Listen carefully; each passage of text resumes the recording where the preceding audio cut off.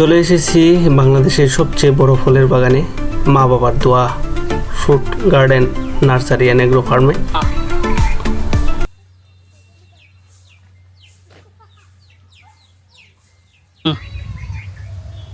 আসসালামু আলাইকুম দর্শক, আমরা এই মুহূর্তে চলে এসেছি বাংলাদেশের সবচেয়ে বড় কমলার বাগানে।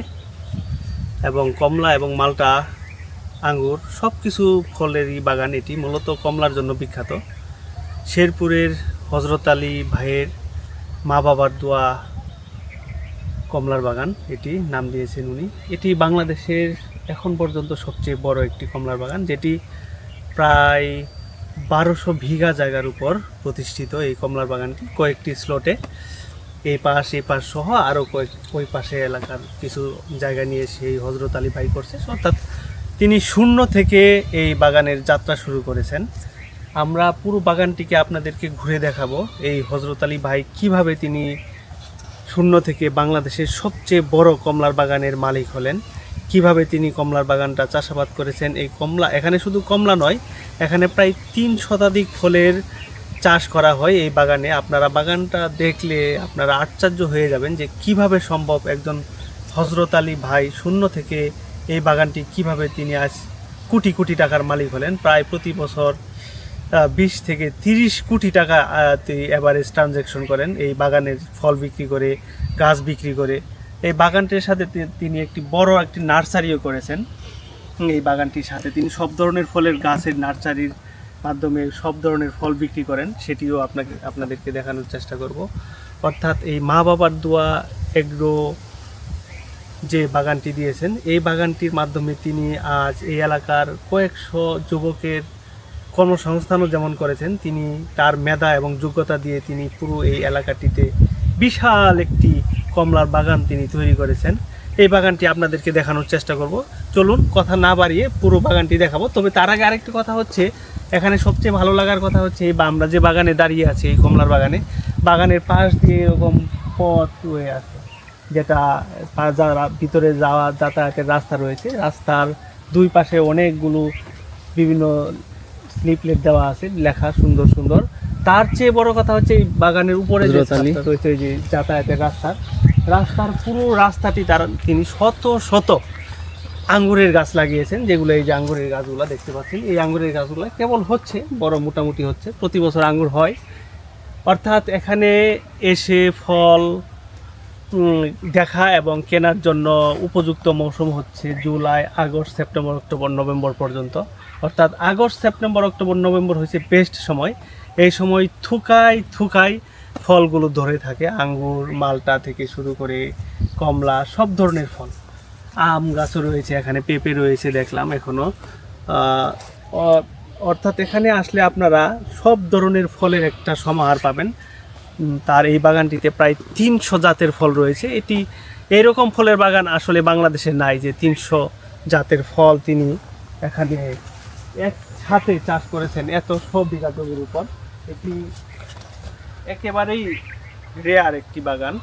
আপনারা চাইলে চলে আসতে পারেন শেরপুর সদরের থেকে একটু সামান্য যেতে হবে রৌহা বাজারের ঠিক পাশেই এই হজরত আলী ভাই এই বাগানটি করেছেন। চলুন, কথা না বাড়িয়ে আমরা পুরো বাগান। জানুয়ারি ফেব্রুয়ারি মাসে সাধারণত এই ফলের বাগানে, বাংলাদেশের সবচেয়ে ফলের বাগানে তেমন কোনো ফল থাকে না। এই সময়টা একদম ডাল সিজন আমরা যখন গিয়েছিলাম, যার কারণে বাগানের কিছু স্থির চিত্র আমরা সংগ্রহ করেছি, করে তারপর আমরা চলে এসেছি। যতটুকু স্থির চিত্র আমরা সংগ্রহ করেছি ততটুকু আপনাদেরকে দেখানোর চেষ্টা করব। এর মধ্যে ড্রাগন ফলের বাগান, কমলার বাগান, মাল্টার বাগান সহ বেশ কিছু এলাকা আমরা ঘুরে দেখেছি। আমের বাগান থেকে শুরু করে আঙ্গুরের যে চাষাবাদ করেছেন সেটি দেখেছি। সব মিলিয়ে এই ফলের বাগানের একটি বড় অংশ নার্সারি রয়েছে। এখান থেকে এই একটু দূরে সেটিও এই ফলের বাগানেরই অংশ। সর্বমোট প্রায় সব মিলিয়ে 1200 বিঘা জমির উপর প্রতিষ্ঠিত। আগেই বলেছি, বিশাল একটি ফলের বাগান।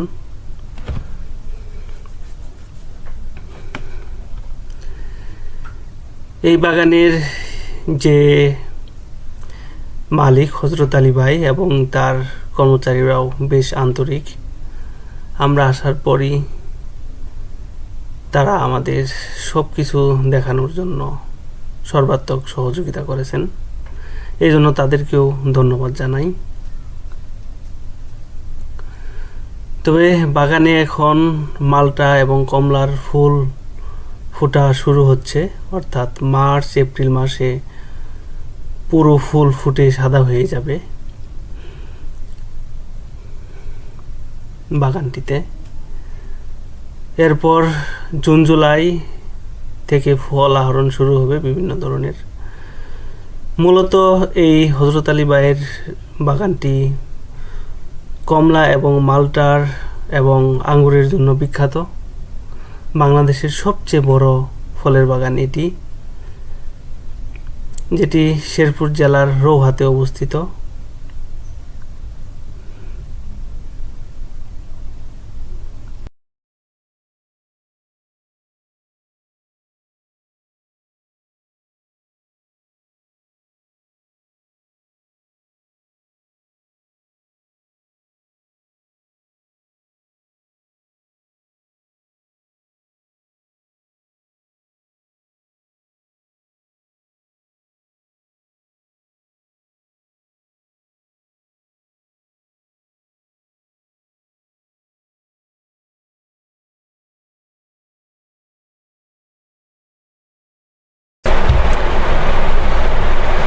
চলুন বাগানের দায়িত্বপ্রাপ্ত এক ভাইয়ের সাথে কথা বলি বাগানের বর্তমান অবস্থা নিয়ে। মধুপুরে যে নতুন প্রজেক্ট, ওখানে সবাই গিয়েছে কাজ করার জন্য। আর এখানে মূলত ওই যে এগুলো গাছ আগাছা দমন করার জন্য কখন শুরু করবেন এগুলো? শুরু লোক আমাদের এখন তো ওই লোক সব ওই জায়গা থেকে লোক আসলে এই জায়গায় শুরু করবেন না? এখানে তো প্রায় লোক পাওয়া যাইতেছে না। সবাই ধান লাগাইতেছে না।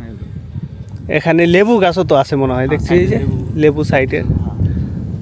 লেবু গাছ না? আচ্ছা আচ্ছা। এখানে প্রায় 300 ফলের গাছ রয়েছে না? 400 এখন। 400। তা আরো 100 বাড়ছে। আর মূল যে নার্সারিটা, এটা হলো ভীমগঞ্জ বাজারে। ওখানে কয়শো একরের মতো, কয়শো বিঘা? আমরা যে বাগানের উপরের অংশগুলা দেখছি, এগুলো কিন্তু কোনো অপ্রয়োজনীয় গাছ নয়। এগুলো সবগুলো গাছ হচ্ছে আঙ্গুর গাছ। এই যে আঙ্গুরের সিজন অলরেডি শেষ, এই কারণে গাছের পাতাগুলো মরে গেছে। কিন্তু এই যে পুরো রাস্তাগুলো, বাগানে ঢোকার যে বিশাল বিশাল একটি রাস্তা, সবগুলো রাস্তায় শত শত আঙ্গুরের গাছ লাগিয়ে রেখেছে। এই যে এইদিকে মালটাগুলো বড় হচ্ছে, কমলাগুলো বড় হচ্ছে এই বাগানের।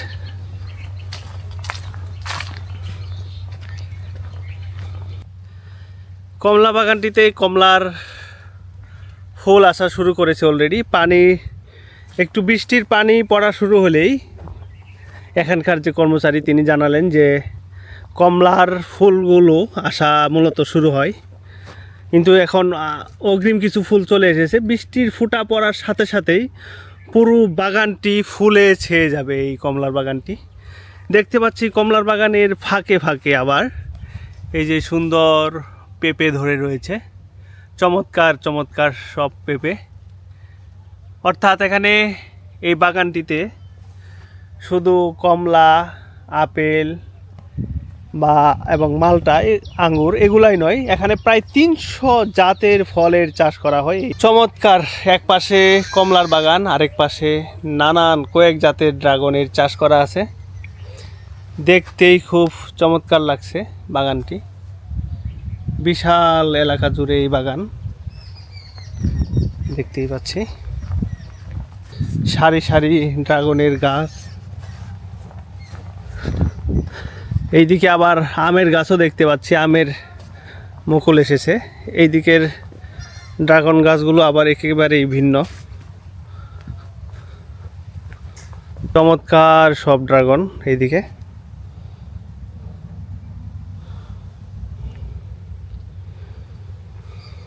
যে হাঁটার রাস্তাগুলো সবগুলো আঙ্গুর বাগান চমৎকারভাবে করেছে।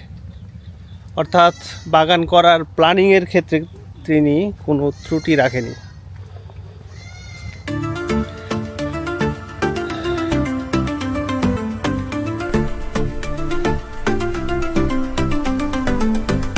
ভিডিওটি ভালো লেগে থাকলে অবশ্যই লাইক, কমেন্টস এবং শেয়ার করবেন, আর ইউটিউবে সাবস্ক্রাইব করবেন। সবাইকে ধন্যবাদ। আল্লাহ হাফেজ।